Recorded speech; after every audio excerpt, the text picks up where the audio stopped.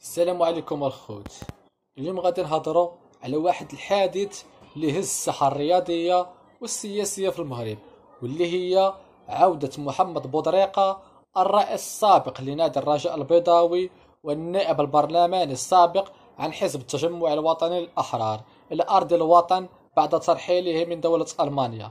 ولكن قبل ما نبداو الفيديو ونهضروا على التفاصيل شنو واقع، ما تنساوش تخليو لايك وتشتركوا في القناة.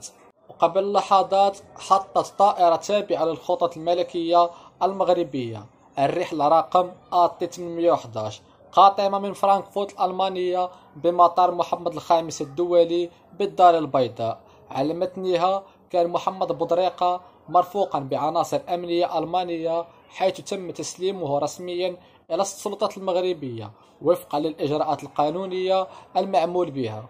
محمد بودريقة كان موقوف في ألمانيا منذ يوليو سنة 2024 بناء على مذكرة بحث دولية صادرة من السلطات الإسبانية تتعلق بشبهات معاملات مالية غير قانونية، وتم الاعتقال ديالو في مطار هامبورغ بألمانيا أثناء القدوم ديالو من الإمارات العربية المتحدة، حيث كان يعتقد أنه مقيم بين لبنان ودبي.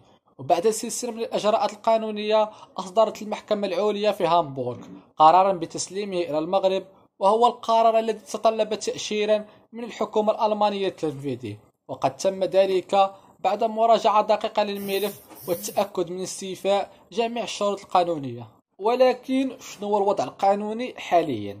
بمجرد وصوله إلى المغرب من المنتظر أن يحال بطريقة على السلطات القضائية المختصة للتحقيق معه في التهم الموجهة إليه، ومن بين هاد التهم كاين المعاملات المالية المشبوهة وتصوير وثائق، بالإضافة إلى شكايات من مواطنين مغاربة كيتهموه بالنصب، وخاصة في قضايا تتعلق ببيع العقارات دون الوفاء بالالتزام ديالو تجاه المشترين.